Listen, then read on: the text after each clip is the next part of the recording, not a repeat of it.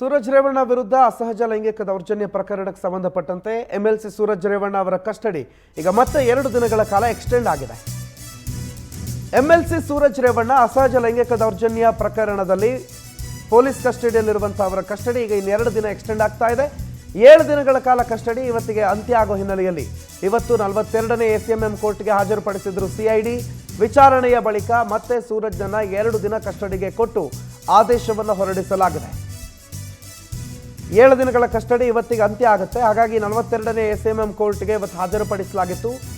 ವಾದ ಪ್ರತಿವಾದವನ್ನು ಆಲಿಸಿದ ಘನ ನ್ಯಾಯಾಲಯ 2 ದಿನಗಳ ಕಾಲ ಸಿಐಡಿ ಕಸ್ಟಡಿಗೆ ಸೂರಜ್ ರೇವಣ್ಣ ಅವರನ್ನ ಒಪ್ಪಿಸ್ತಾ ಇದೆ.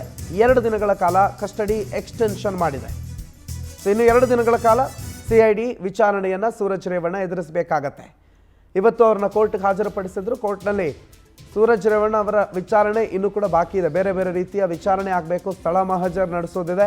ಹಾಗಾಗಿ ಇನ್ನೂ 4 ದಿನಗಳ ಕಾಲ ಕಸ್ಟಡಿಗೆ ಬೇಕು ಅಂತ ಹೇಳಿ ಕೇಳಲಾಗಿತ್ತು. ಆದರೆ 2 ದಿನಗಳ ಕಾಲ ಕಸ್ಟಡಿಗೆ ಕೊಡಲಾಗಿದೆ.